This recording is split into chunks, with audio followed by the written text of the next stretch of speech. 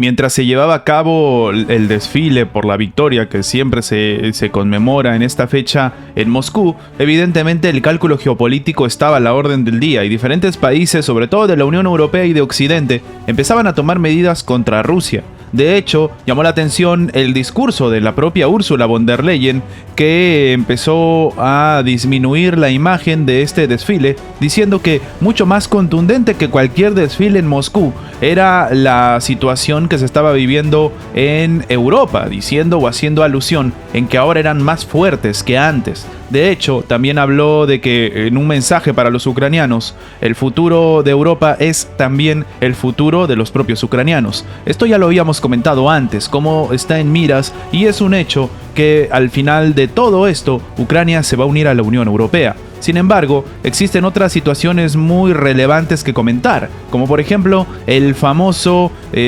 proyecto de ley que ya ha sido promulgado por el presidente estadounidense Joe Biden, en el cual se van a arrendar armas a Ucrania. Antes de empezar, te invitamos a que te suscribas al canal si aún no lo estás y a que actives la campana de notificación.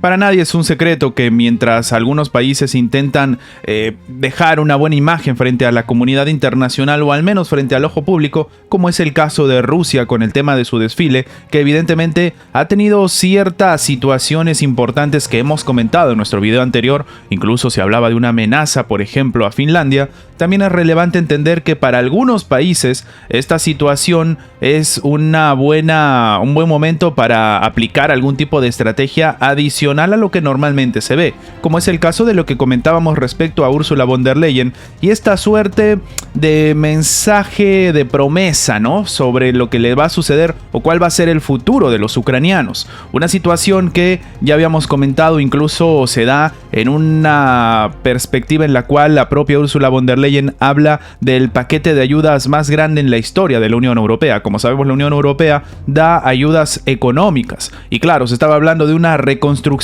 de Ucrania después de que termine el conflicto. Esto incluso prestó a suspicacias por el propio presidente ucraniano, el cual ya estaba designando qué país se iba a encargar de qué ciudad, y por ahí le llegó a algún país como por ejemplo Suecia, que tenía que encargarse de tal o cual región cuando ellos ni siquiera estaban enterados. Se generó obviamente un incidente diplomático que felizmente no pasó a mayores, pero que demuestran esta suerte de intención por parte sobre todo del gobierno de llevar a cabo ciertas conductas que ante el ojo público no son las mejores. Ya sucedió antes con respecto a Volodymyr Zelensky y este mensaje tan confuso que terminó dando en el Parlamento, por ejemplo, de Israel, haciendo una comparativa del Holocausto con lo que se está viviendo en este momento en Ucrania.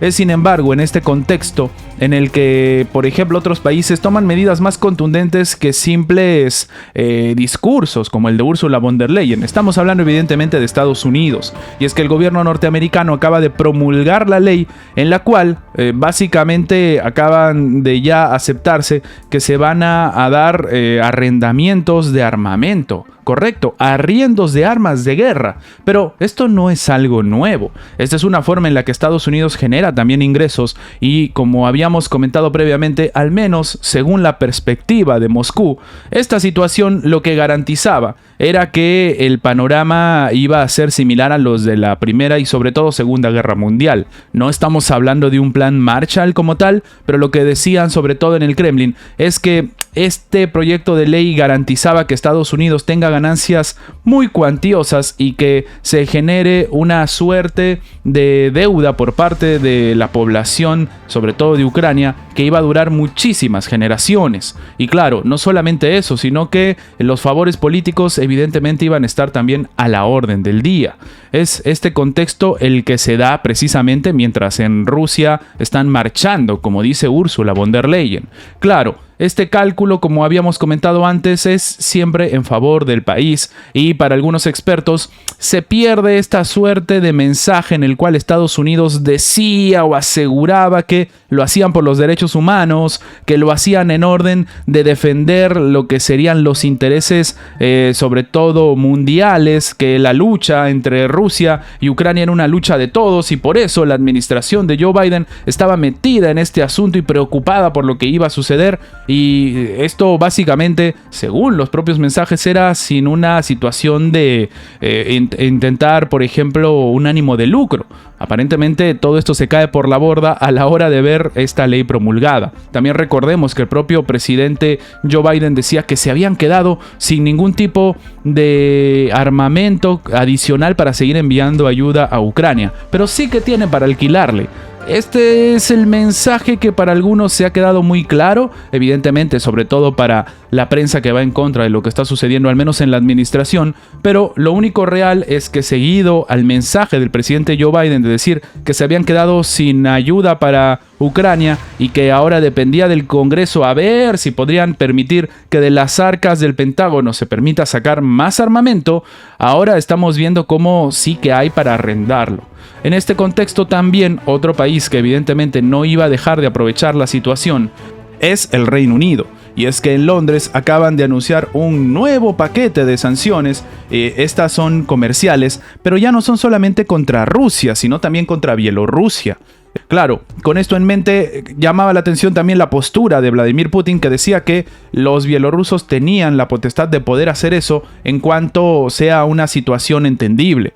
Ahora, qué es entendible y qué no va a quedar evidentemente también un poco en el aire, o intentar entender cuál van a ser los próximos pronunciamientos tanto de Lukashenko como de Vladimir Putin. Recordemos que entre estos países, después de las sanciones que también le han caído a Bielorrusia, aunque no en la cantidad que le han caído a Rusia, se han dado reuniones en las cuales se hablan de cooperación económica, cooperación incluso militar y, por qué no, estratégica. Y esta es la postura que se está buscando desde el Kremlin para poder levantar al aliado, que de todas maneras también ha sido perjudicado por las sanciones y que tal vez no tiene esta potencia energética o esta potencia económica para poder levantarse frente a sanciones tan contundentes de Occidente, aunque todo se ha dicho, como decíamos hace un momento, no han sido tan potentes como las que han caído sobre Rusia. Recordemos que Rusia es el país más sancionado del mundo, superando incluso a Corea del Norte.